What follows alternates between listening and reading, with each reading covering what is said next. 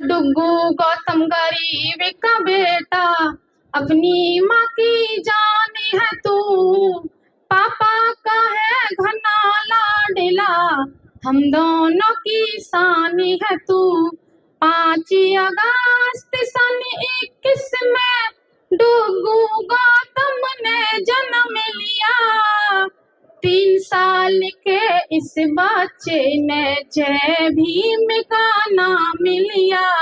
अगर मान लीजिए 10 करोड़ लोग भी हैं और अगर 1 रुपया कोई हर रोज दान करे तो 10 करोड़ रुपया इकट्ठा हो जाता है।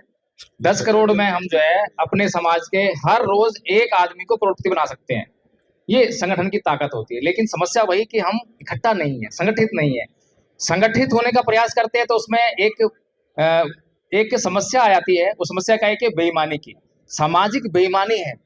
हमारे भीतर जो है सामाजिक ईमानदारी नहीं है। अगर सामाजिक ईमानदारी हमारे भीतर आ जाए और हम सामाजिक ईमानदार होकर समाज के लिए काम करने लग जाएं तो मुझे लगता है कोई भी काम जो है मुश्किल नहीं है, बड़े आसान काम है। अगर काम मुश्किल होते तो हमारे महापुरुष हमें जो है इस जंजाल में नहीं डालते। महापुरुषों ने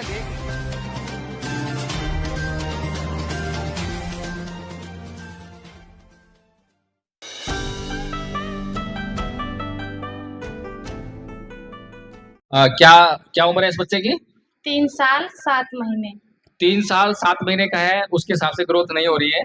लेकिन क्या करता है ये देखो चल नहीं पाता और बैठ भी नहीं पाता, लेटा रहता है। लेकिन इसका माइंड एक कंप्यूटर है, जिसको कहते हैं ना गूगल, एक दूसरा गूगल है ये। इसको मान्यवर काशीराम जी का जीवन परिचय, बाबा साहब का जीवन परिचय, माता सावित्रीबाई जी का फूले का जीवन परिचय, मतलब जितने भी हमारे महापुरुष, जहाँ तक कि मुझे पता है, जितना मैंने पढ़ा है इतना इसको सब कुछ पता है। अपना एड्रेस, मोबाइल नंबर, घर का पता, कहाँ पे रहता है, बाबा साहब ने हमारे लिए क्या क्या था, मान्यवर काशीराम जी ने हमारे लिए क्या क्या था, माता सावित्रीबाई फूले जी ने हमारे लिए क्या किया था, इसको सब पता है। सब आपने बताया है या इसको पहले से पता है? नहीं, मैंने बताया है। बताया है तो एक बार परीक्षा कैसे करें? परीक्षा कैसे करें? आप कर लो, माइक पे बताएगा। मैं पूछ लूं? हाँ जी। बेटा आपका नाम क्या है? क्या नाम है? डुग्गू गौतम। डुग्गू गौतम। अच्छा अच्छा अच्छा। बाबा साहब कहाँ पैदा हुए थे? हाँ?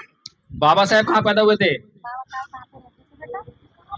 एमपी का महू गाँव में। एमपी के महू गाँव में। वाह। बाबा साहब का जन्म कब हुआ? हाँ? बाबा साहब का जन्म कब हुआ था? 14 अप्रैल 1891। हाँ। 14 अप्रैल 1891। अरे वाह। उन्होंने क्या लिखा था बाबा साहब ने? हाँ? बाबा साहब ने क्या लिखा था? संविधान। हाँ। और संविधान से हमें क्या अधिकार मिले थे? पानी पीने के। हाँ। और ये बताओ, बाबा साहब जी की मम्मी जी का क्या नाम था? मीराबाई। हाँ। और उनके पापा जी का क्या नाम था? रामजी राव। हाँ। ये बताओ तो, बाबा साहब जी के पास कितनी डिग्री थी? 32 डिग्री। हाँ। और उनको कितनी भाषाओं का ज्ञान था? 9 भाषाओं का ज्ञान। अच्छा। ये बताओ, माता सावित्रीबाई फूले जी कौन थी? शिक्षा की देवी। शिक्षा की देवी। ये बताओ, उन्होंने क्या खोला था? स्कूल। स्कूल किसके लिए खोला था स्कूल? महिलाओं के लिए। अच्छा। वो कहाँ पे रहती थी माता सावित्रीबाई फूले? शिक्षा की देवी। वो कहाँ पे रहती थी? है? कहाँ पे रहती थी? उनका घर कहाँ पे था? माता सावित्रीबाई फूले जी कहाँ पे रहती थी? सतारा जिले का नया गाँव। हाँ, सतारा जिले का नया गाँव। तुम्हारा नाम क्या है? तुम्हारा नाम? डुग्गू गौतम। और पापा का नाम? आकाश गौतम। और मम्मी जी का नाम? यीशु गौतम। हाँ। तुम कहाँ पे रहते हो बेटा? सियाना कस्बा जिला बुलंदशहर। हाँ। और पापा का मोबाइल नंबर बताना है? पापा का मोबाइल नंबर 7011। हाँ। 9235 50। हाँ। बहुत बहुत साधुवाद। वास्तव में विलक्षण प्रतिभा है। डुग्गू गौतम की आईडी है यूट्यूब पर, फेसबुक पर, इंस्टाग्राम पर डुग्गू गौतम 0। सभी भाइयों से मेरा अनुरोध है कि आप चैनल को एक बार सब्सक्राइब करें और इंस्टाग्राम को फॉलो करें। जिससे आपका एक प्रयास है कि जीवन बचा सकता है बच्चे का। देखो मैं इतनी सक्षम हूँ कि बच्चे का लालन पालन कर सकती हूँ, इतनी भी सक्षम नहीं हूँ कि करोड़ों तक का इलाज मैं करा सकती हूँ। डॉक्टर ने इसका करोड़ों तक का इलाज बताया है कि इंडिया में अगर पॉसिबल है तो एम्स हॉस्पिटल से इसका इलाज चल रहा है, जो कि हमने अभी शुरू कराया था। पहले दिल्ली में कई अस्पतालों से हमने दिखाया है इसको, तो वहाँ पे काफी मतलब बहुत पैसों का इलाज बताया उन्होंने। तो आप सबसे मेरा अनुरोध है, देखो ऐसा मुझे आप सबको लगता होगा कि मुझे ऐसे मांग नहीं करनी चाहिए, फिर भी अपने बच्चे के लिए मुझे करना पड़ रहा है कि आप सब एक एक रुपया करके सपोर्ट करोगे तो प्लीज मेरे बच्चे की जान बच सकती है। और मैं भी एक लेखक हूँ, बाबा साहब के गाने लिखती भी हूँ और गाती भी हूँ।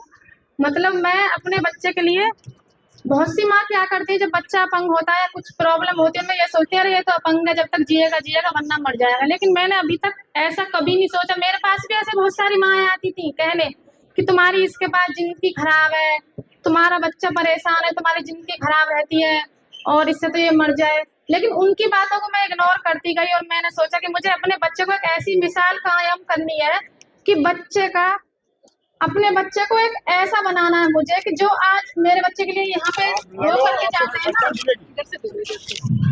आपका बच्चा ग्रेट है और आप ग्रेट। ये बोलती है ना कि बच्चा मर जाए, मैंने सोचा था कि मुझे अपने बच्चे को इतना कामयाब बनाना था, जो आज मरने की दुआएं करते हैं ना कल वो जीने की दुआएं लगाएंगे कि बच्चा जिए और अपने भारत में एक अपना ऐसा नाम मिशन, बाबा साहब का मिशन जो अधूरा है मेरा बच्चा पूरा करेगा। और इसका सपना है, आप जान सकते हो, इसी बच्चे से जानोगे। बेटा तुम बड़े होकर क्या बनोगे? डॉक्टर। क्या बनोगे बड़े होके? डॉक्टर। अच्छा डॉक्टर बन के क्या करोगे? बालकों की सेवा। बालकों की सेवा। आप सबने सुना होगा कि ये बच्चा डॉक्टर बनना चाहता है और डॉक्टर बन के बालकों की सेवा करना चाहता है। तो मैं चाहती हूँ ये ठीक हो जाए और मुफ्त इलाज, जब ये डॉक्टर बन जाएगा तो एक ऐसा हॉस्पिटल इसके लिए खोलूंगी जिससे ये गरीब बच्चों की, ये नहीं कि हमारे समाज के बच्चे, किसी भी समाज का अगर गरीब बच्चा इस कंडीशन का है, उनके माँ बाप उनका इलाज नहीं करवा पा रहे, तो मैं एक ऐसा मुफ्त अस्पताल खोलूंगी जिससे ये मेरा बच्चा ठीक होगा और उनका इलाज करेगा। और मैंने बाबा साहब के बहुत से सॉन्ग लिखे हैं, तो मैं आपको एक गाना सुनाऊंगी यहीं पे। आपका बहुत बहुत धन्यवाद भैया जी, आपने मुझे यहाँ पे मंच पे बोलने का मौका दिया। YouTube पर भी वो सॉन्ग आया, मैंने इस बच्चे के नाम पे एक सॉन्ग बना रखा है, डुग्गू गौतम गरीब का बेटा। YouTube पे आप डाल के देखना अपने फोन में, ये डालोगे डुग्गू गौतम गरीब का बेटा, ऊपर ही आ जाएगा। उसमें इस बच्चे के जन्म से लेके अब तक 3 साल 7 महीने तक का पूरा रिकॉर्ड है कि इसने कैसे कैसे कितने संघर्षों से मैं इसे पालती हूँ, क्या है कैसी कंडीशन है, सारे मैंने गाने में दिए। मैंने ही वो गाना लिखा था और मैंने ही गाया है। उस गाने को आप YouTube पर देख लो या फिर मैं सुनाना चाहती हूँ, यहीं पे सुना रही हूँ मैं आपको। डुग्गू गौतम गरीब का बेटा, अपनी माँ की जान है तू, पापा का है घना लाडला, हम दोनों की शान है तू। डुग्गू गौतम गरीब का बेटा, अपनी माँ की जान है तू, पापा का है घना लाडला, हम दोनों की शान है तू।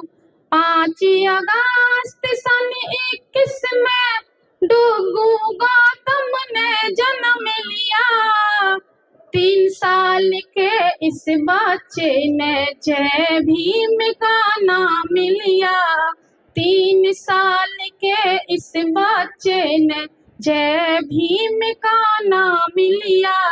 जन्म से अपाहिज है डुग्गू माँ, बापू की पहचान है तू, पापा का है घना लाडला, हम दोनों की शान है तू, पापा का है घना लाडला, हम दोनों की शान है तू। जो भी मिलने आता है ना डुग्गू शर्मा वैसे, यूपी में जिला बुलंदशहर और सियाना क्षेत्र बता वैसे, यूपी में जिला बुलंदशहर और सियाना क्षेत्र बता वैसे। सुन के दिल खुश हो जाता है, सुन के दिल खुश हो जाता है, दलितों का स्वाभिमान है तू, पापा का है घना लाडला, हम दोनों की शानी है तू, पापा का है घना लाडला, हम दोनों की शानी है तू।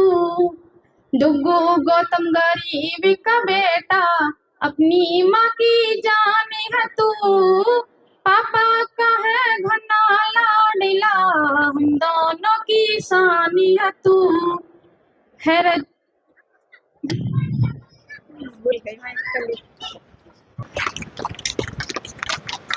हर काशी राम ने जन्म लिया जा डुग्गू आप बता, हर भीम राव ने जन्म लिया जा डुग्गू आप बता, वैसे काशी राम फूले सावित्री का इतिहास सुना, वैसे काशी राम फूले सावित्री का इतिहास सुना, वैसे बुद्ध वंदना गावे से, बुद्ध वंदना गावे से, करता महापुरुषों का गुणगान है तू, पापा का है घना लाडला, हम दोनों की शानी है तू, पापा का है घना लाडला, हम दोनों की शानी है तू।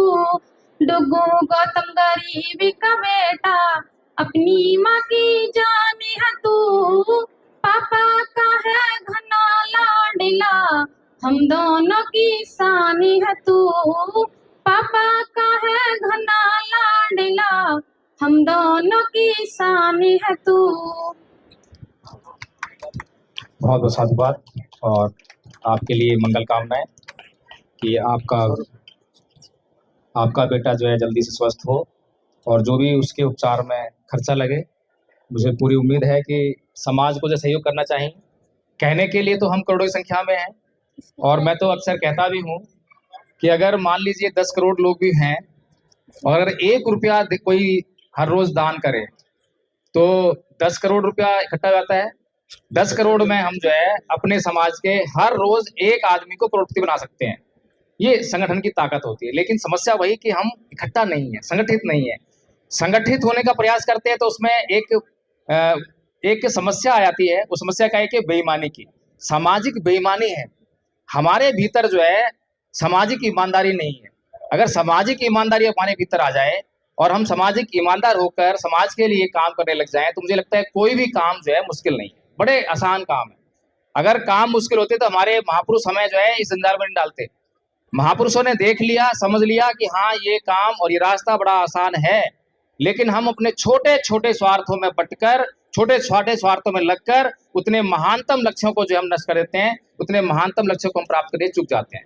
तो इसलिए आदरणीय साथियों, आप लोगों से सभी से ये मेरा विनम्र निवेदन है। वंदना भी पूरी आती है, इसको बुद्ध वंदना, पंचशील सब जी, तो अच्छे बच्चों को बुद्ध वंदना नहीं आती, इसको आती है जी।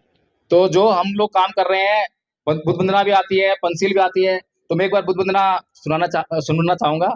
गुड्डू जी जरा बताओ, डुग्गू जी बुद्ध वंदना बताओ। नमो तस्से से। हाँ भगवतो भगवतो हाँ सम्मा सम्बुद्धं हाँ बुद्धं हाँ शरणं हाँ गच्छामि हाँ धम्मं हाँ शरणं हाँ गच्छामि हाँ संघं हाँ शरणं हाँ गच्छामि। पंचशील सुनाओ बेटा। पाताले पाता हाँ मेरमणि हाँ का पदम हाँ समाधियां हाँ हाँ अदिन्नदाना अदिन्नदाना हाँ मेरमणि हाँ का पदम हाँ समाधियामि हाँ मुसाबादा मुसाबादा हाँ मेरमणि हाँ हाँ सुनाओ। का पदम हाँ समाधियामि हाँ कामे सुमिच्छा प्यारा कामे सुमित चाचागा हाँ मेरे हाँ शिखा का पदम हाँ समाधियामि हाँ सुरा मेरे मध्य सुवा मेरे मध्य हाँ समाधि समाधि मेरे मध्य हाँ शिखा का पदम हाँ समाधियामि हाँ बहुत बहुत बढ़िया, बहुत बढ़िया, बहुत अच्छी। तो कम से कम इसी बच्चे सीख लें। मुझे हमारे संघ में एक 2.5-3 साल की लड़की है ग्वालियर से, उसकी याद आ गई। क्या नाम है उसका आचार्य जी? लड्डू। उसका नाम है लड्डू। और वो अपनी माँ के साथ में इसी तरह से पूरी जो कोर्स है हमारा उसको पूरा वाचन करती है, धम्पत के पद और सबका जो है। तो उसकी बिल्कुल याद आ गई और फिर से मंगल कामनाएं करते हैं। और अभी जो आपने सुनाया है, इसको सिखाया है, वो संस्कृत में सिखाया है। तो पदम बोलती हैं तो उसको पदंग बोले, है ना? अंग, अंग और माँ। थोड़ा सा ये भी सुधार कर लें उसमें, बहुत अच्छे।